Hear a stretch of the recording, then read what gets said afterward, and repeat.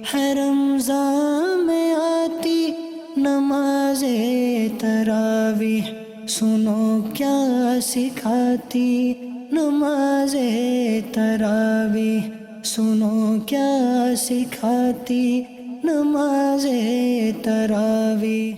الحمد لله رب العالمين والصلاة والسلام على سيد الأنبياء والمرسلين أما بعد فأعوذ بالله من الشيطان الرجيم بسم الله الرحمن الرحيم الصلاة والسلام عليك يا رسول الله وعلى آلك وأصحابك يا حبيب الله الصلاة والسلام عليك يا نبي الله وَعَلَىٰ آلِكَ وَأَصْحَابِكَ يَا نور اللہ۔ نبی پاک صلی اللہ تعالی علیہ وآلہ وسلم کا فرمان علی شان ہے، من صلی علی فی یوم 50 مرہ صافحتہ یوم القیامہ او کما قال علیہ الصلاۃ والسلام۔ ارشاد فرمایا کہ جو دن بھر میں مجھ پر 50 مرتبہ درود پاک پڑھے، کل بروز قیامت میں اس کے ساتھ مصافحہ کروں گا۔ صلو علی الحبیب صلی اللہ تعالی علی محمد صلی اللہ علیہ وسلم۔ پیارے پیارے اسلامی بھائیوں اور مدنی چینل کے ناظرین، الحمدللہ رمضان المبارک اپنی بہاریں لٹا رہا ہے۔ اللہ کریم اس ماہ مبارک کو ہم سب کے لیے نجات کا سبب بنائے اور اس کی برکتیں حاصل کرنے والا بنائے۔ رمضان المبارک کی برکتوں میں ایک نماز تراویح، اور نماز تراویح میں قرآن پاک اللہ تبارک و تعالیٰ کی ایک نعمت ہے کہ مسلمان نماز تراویح ادا کرتے ہیں، قرآن پاک کی تلاوت سنتے ہیں۔ اس قرآن میں اللہ تبارک و تعالیٰ نے کیا فرمایا؟ مسلسل درس تراویح میں ہر پارے کا خلاصہ آپ سماعت کر رہے ہیں۔ آج ہے 18ویں سپارے کا خلاصہ۔ شروع میں ہی ہے سورۃ المؤمنون، یہ مکہ مکرمہ میں نازل ہوئی۔ اس میں 6 رکوع ہیں اور 118 آیات بینات ہیں۔ اس سورہ مبارکہ کی ابتدا میں ہی ایمان والوں کی کامیابی کو بیان کیا گیا اور ان کے وہ اوصاف کہ جن کی بنا پر اللہ تبارک و تعالیٰ نے انہیں کامیاب فرما دیا ہے ان کا بھی ذکر کیا گیا، اور آخرت میں ان کی جزا کیا ہوگی خالق کائنات نے اسے بھی بیان کیا۔ اور چونکہ شروع میں ہی ایمان والوں کے اوصاف کا ذکر ہے، اس مناسبت سے اس سورہ مبارکہ کا نام سورۃ المؤمنون رکھا گیا، اور ایمان والوں کو بشارت دی گئی، خوشخبری دی گئی کہ بے شک وہ اللہ تبارک و تعالیٰ کے فضل سے اپنے مقصد کے اندر کامیاب ہو گئے اور ہمیشہ کے لیے جنت میں داخل ہو کر ہر ناپسندیدہ چیز سے نجات کو حاصل کر لیں گے۔ اس کے بعد کی آیات میں کامیاب ہونے والے اہل ایمان کی 7 صفات کا بیان ہے۔ اللہ کریم ارشاد فرماتا ہے، قد افلح المؤمنون الذین هم فی صلاتهم خاشعون والذین هم عن اللغو معرضون والذین هم للزکاة فاعلون والذین هم لفروجهم حافظون الا على ازواجهم او ما ملکت ایمانهم فإنهم غیر ملومین۔ ارشاد فرمائے، بے شک ایمان والے کامیاب ہو گئے جو اپنی نمازوں میں خشوع و خضوع کرنے والے ہیں، اور وہ جو فضول بات سے منہ پھیرنے والے ہیں، اور وہ جو زکوٰۃ دینے کا کام کرنے والے ہیں۔ اور فرمایا والذین هم لفروجہم حافظون، اور وہ جو اپنی شرم گاہوں کی حفاظت کرنے والے ہیں مگر اپنی بیویوں یا شرعی باندیوں پر جو ان کے ہاتھ کی ملک ہیں، پس بے شک ان پر کوئی ملامت نہیں ہے۔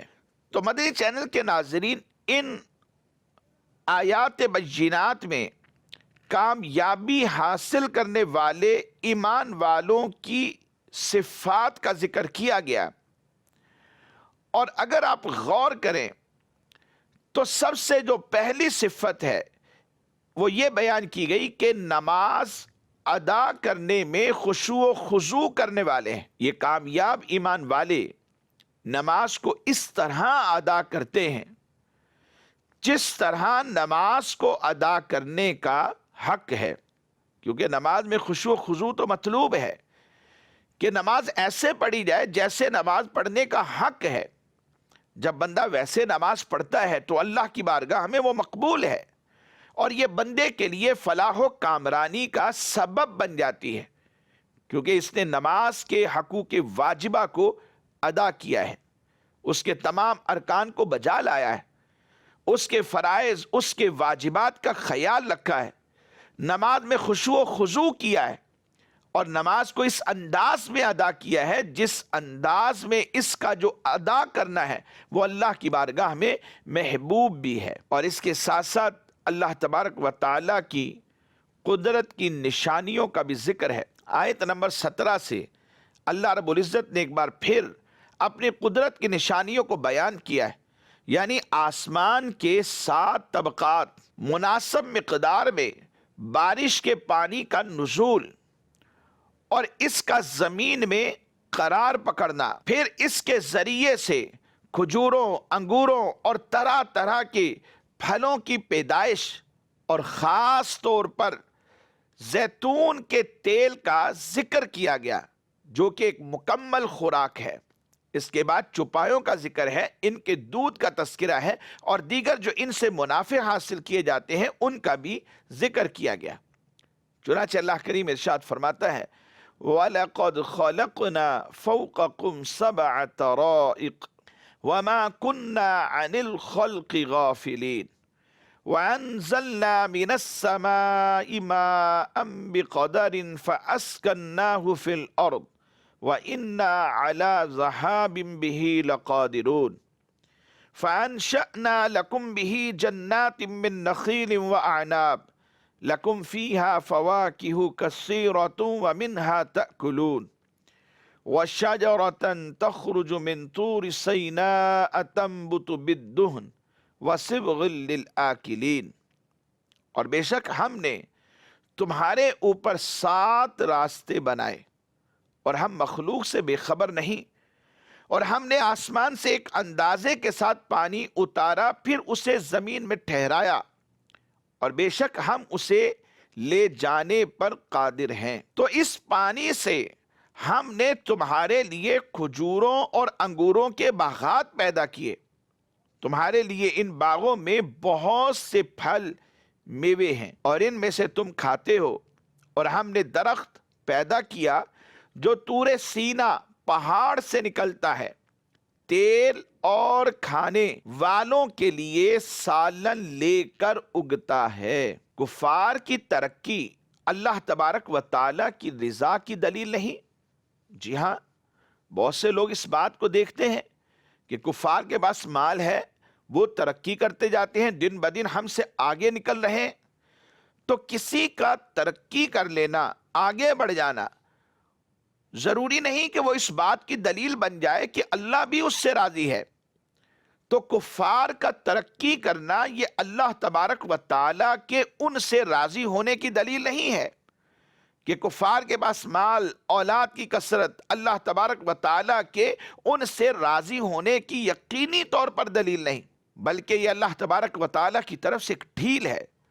اور یہ قرآن میں واضح کیا گیا کہ بندے کو جو ڈھیل دی جاتی ہے یہ اس وجہ سے نہیں ہے کہ اللہ اس سے راضی ہے، اسے ڈھیل دی گئی، اسے مہلت دی گئی تاکہ یہ نیک اعمال کی طرف آ جائے۔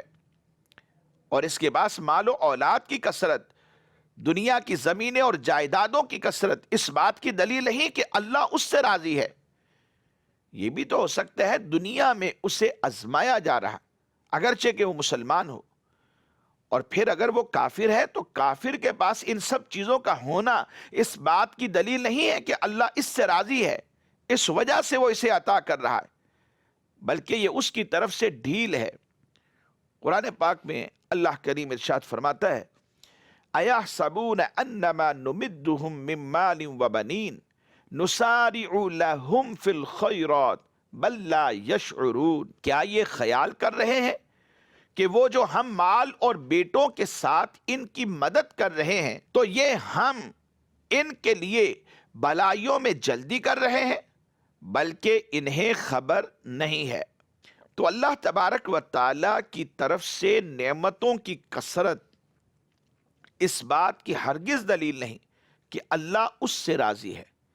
اس لیے کبھی بھی انسان کو دھوکے میں نہیں رہنا چاہیے، اللہ کی خفیہ تدبیر سے ڈرتے رہنا چاہیے اور اللہ کی رضا کی کوشش کرتے رہنا چاہیے تاکہ اللہ اس سے راضی ہو جائے، کیونکہ اللہ جب راضی ہو جاتا ہے تو پھر سب ہی راضی ہو جاتے ہیں۔ اور آیت نمبر 78 سے اللہ تبارک و تعالیٰ کی نعمتوں کا ذکر ہے کہ اس نے انسان کو سننے کے لیے کان دیے، دیکھنے کے لیے آنکھیں دی اور سمجھنے کے لیے اسے دل عطا کیا۔ گردش لیل و نہار اور زندگی اور موت اس کے قبضہ و قدرت کے اندر ہے۔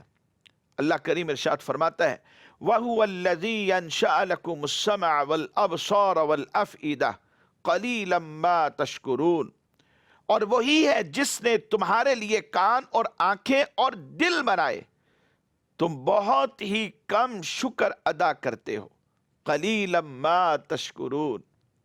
تو میرے چینل کے ناظرین، سبق بھی مل گیا کہ انسان کو چاہیے کہ ان نعمتوں پر اللہ کا شکر بھی ادا کریں، اور یہ ہمارا حق ہے کہ ہم شکر ادا کریں، کیونکہ جب انسان شکر ادا کرتا ہے تو اس کی نعمتیں اور بڑھ جاتی ہیں۔ یہ اللہ کا وعدہ ہے لئن شکرتم لازیدنکم۔ بے شک انسان جب بھی اللہ کی بارگاہ میں شکر کرتا ہے تو اس کی نعمتیں بڑھتی ہیں، کم نہیں ہوتی۔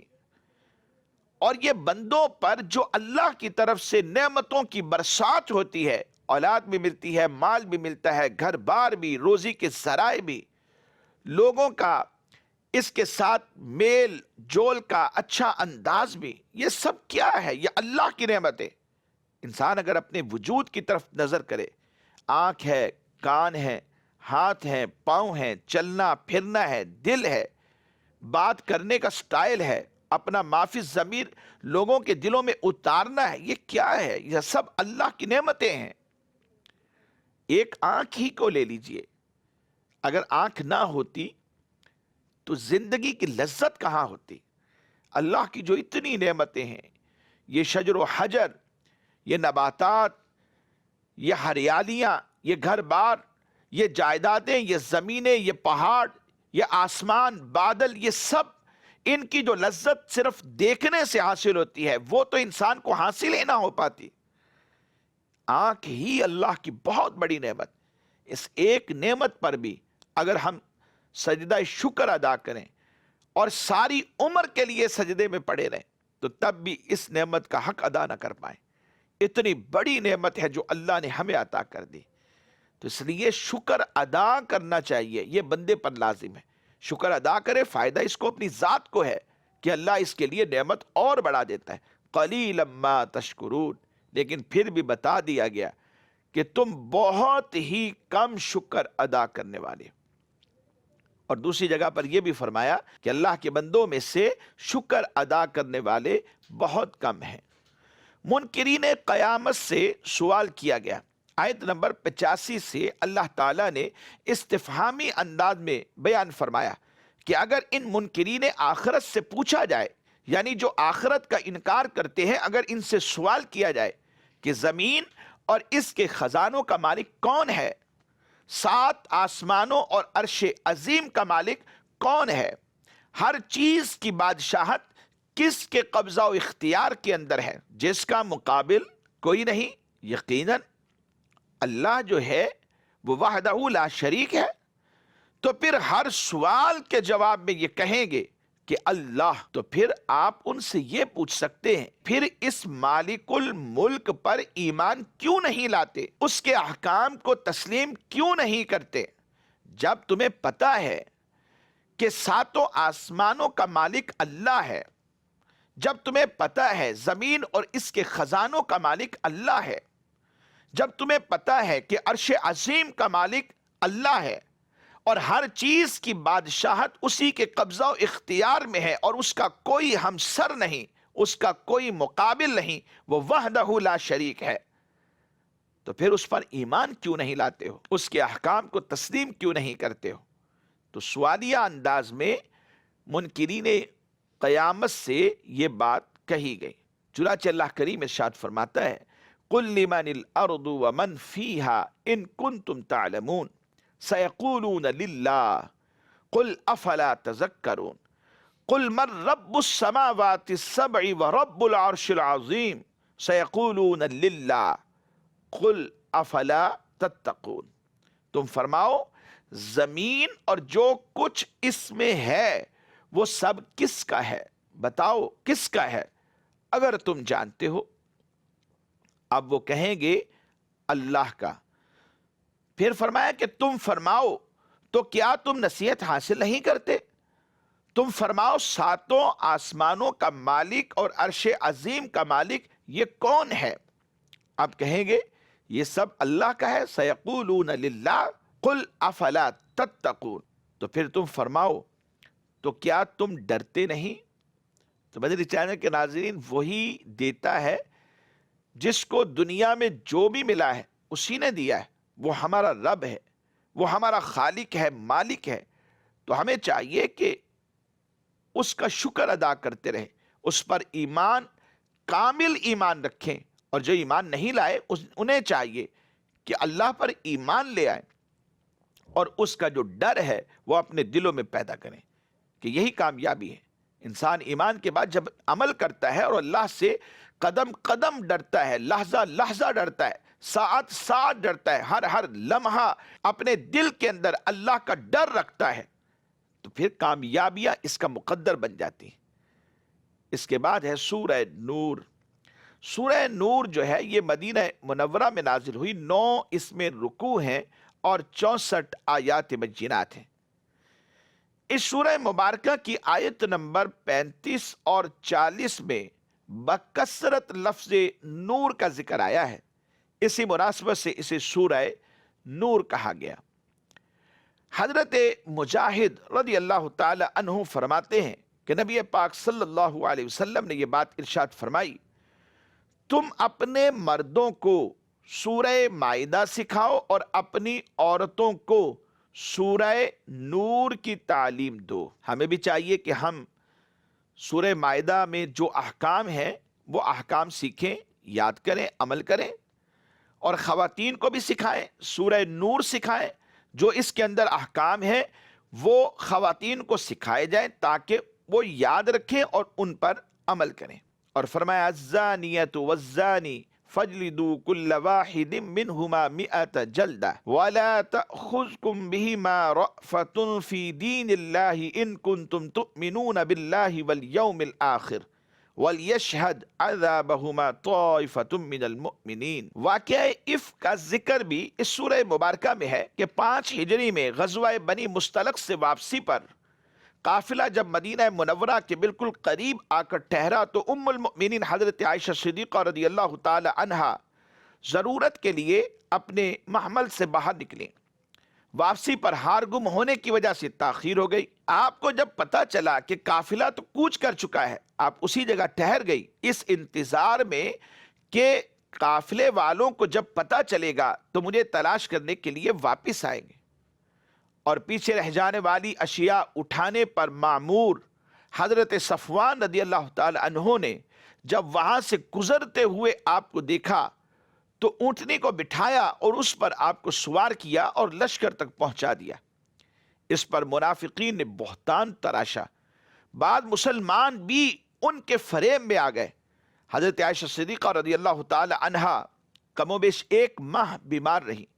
بعد میں اس الزام کی خبر ہوئی جس سے شدید آپ کو صدمہ پہنچا۔ پھر وحی نازل ہوئی اور اللہ تبارک و تعالی نے آیات کے ذریعے سے ان کی پاک دامنی کو بیان فرما دیا، جس سے ان کا شرف جو تھا، ان کی عزت، ان کا مقام، ان کا جو رتبہ تھا وہ اور بڑھ گیا۔ نبی پاک صلی اللہ علیہ وسلم نے برسر منبر یہ بات ارشاد فرمائی کہ میں اپنے اہل کے بارے میں سوائے خیر کے کچھ نہیں جانتا۔ اور قرآن نے جو آیات بینات نازل فرمائی، فرمایا ان الذین جاؤوا بالافک عصبۃ منکم لا تحسبوه شرا لكم بل هو خير لكم لكل امرئ منهم ما اكتسب من الإثم والذي تولى كبره منهم له عذاب عظيم۔ بے شک جو لوگ بڑا بہتان لائے ہیں وہ تم ہی میں سے ایک جماعت ہے، تم اس بہتان کو اپنے لیے برا نہ سمجھو بلکہ وہ تمہارے لیے بہتر ہے۔ ان میں سے ہر شخص کے لیے وہ گناہ ہے جو اس نے کمایا، اور ان میں سے وہ شخص جس نے اس بہتان کا سب سے بڑا حصہ اٹھایا اس کے لیے بڑا عذاب ہے۔ آیت نمبر 30 سے مسلمان مردوں کو یہ حکم دیا گیا کہ وہ اپنی نگاہیں نیچی رکھیں اور اپنی شرمگاہوں کی حفاظت بھی کریں، اور اسی طرح مسلمان خواتین کو یہ حکم دے دیا گیا کہ وہ اپنی نگاہیں نیچی رکھیں اور اپنی شرمگاہوں کی حفاظت کریں، اور اپنی جو زیبائش ہے اسے ظاہر نہ کریں، اور جسم کے جس حصے کا پردہ کرنا ممکن نہ ہو جیسے ہاتھ اور پیر، ان کے سوا باقی جسم کو ڈھانپ کر رکھیں، اور اپنے گریبانوں کو دوپٹوں سے چھپائے رکھیں، اور اپنے خاوند، محارم اور اپنے نوکروں اور کم عمر ناسمجھ بچوں کے سوا اپنا بناؤ سنگھار کسی کے سامنے ظاہر نہ کریں، اور زمین پر زور سے پاؤں مار کر نہ چلیں تاکہ ان کی پوشیدہ زینت ظاہر نہ ہو، اور ان تمام برائیوں سے اللہ تبارک و تعالیٰ کی بارگاہ میں توبہ کرنے میں کامیابی ہے۔ اللہ کریم ارشاد فرماتا ہے قل للمؤمنین یغضوا من ابصارہم وَيَحْفَظُوا فُرُوجَهُمْ ذَلِكَ أَزْكَىٰ لَهُمْ إِنَّ اللَّهَ خَبِيرٌ بِمَا يَصْنَعُونَ۔ مسلمان مردوں کو حکم دو کہ وہ اپنی نگاہیں کچھ نیچی رکھیں اور اپنی شرمگاہوں کی حفاظت کریں، یہ ان کے لیے زیادہ پاکیزہ ہے، بے شک اللہ ان کے کاموں سے خبردار ہے۔ اور فرمایا وَقُلْ لِلْمُؤْمِنَاتِ يَغْضُضْنَ مِنْ أَبْصَارِهِنَّ وَيَحْفَظْنَ فُرُوجَهُنَّ وَلَا يُبْدِينَ زِينَتَهُنَّ إِلَّا مَا ظَهَرَ مِنْهَا وَلْيَضْرِبْنَ بِخُمُرِهِنَّ عَلَى جُجُوبِهِنَّ وَلَا يُبْدِينَ زِينَتَهُنَّ إِلَّا لِبُعُولَتِهِنَّ أَوْ آبَائِهِنَّ أَوْ آبَاءِ بُعُولَتِهِنَّ أَوْ أَبْنَائِهِنَّ أَوْ أَبْنَاءِ بُعُولَتِهِنَّ أو إخوانهن أو بني إخوانهن أو بني أخواتهن أو نسائهن أو ما ملكت أيمانهن أو التابعين غير أولي الإربة من الرجال أو الطفل الذين لم يظهروا على عورات النساء ولا يضربن بأرجلهن ليعلم ما يخفين من زينتهن وَتُوبُوا إِلَى اللَّهِ جَمِيعًا أَيُّهَا الْمُؤْمِنُونَ لَعَلَّكُمْ تُفْلِحُونَ۔ اور فرمایا اور مسلمان عورتوں کو حکم دو کہ وہ اپنی نگاہیں کچھ نیچی رکھیں اور اپنی پارسائی کی حفاظت کریں، اور اپنی زینت نہ دکھائیں مگر جتنا بدن کا حصہ خود ہی ظاہر ہے، اور وہ اپنے دوپٹے اپنے گریبانوں پر ڈالے رکھیں، اور اپنی زینت ظاہر نہ کریں مگر اپنے شوہروں پر یا اپنے باپ یا شوہروں کے باپ یا اپنے بیٹوں یا شوہروں کے بیٹے یا اپنے بھائیوں یا اپنے بھتیجوں یا اپنے بھانجوں یا اپنی مسلمان عورتوں یا اپنی کنیزوں پر جو ان کی ملکیت ہوں، یا مردوں میں سے وہ نوکر جو شہوت والے نہ ہوں، یا وہ بچے جنہیں عورتوں کی شرم کی چیزوں کی خبر نہیں، اور زمین پر اپنے پاؤں اس لیے زور سے نہ ماریں کہ ان کی اس زینت کا پتہ چل جائے جو انہوں نے چھپائی ہوئی ہے، اور اے مسلمانوں تم سب اللہ کی طرف توبہ کرو اس امید پر کہ تم فلاح پاؤ۔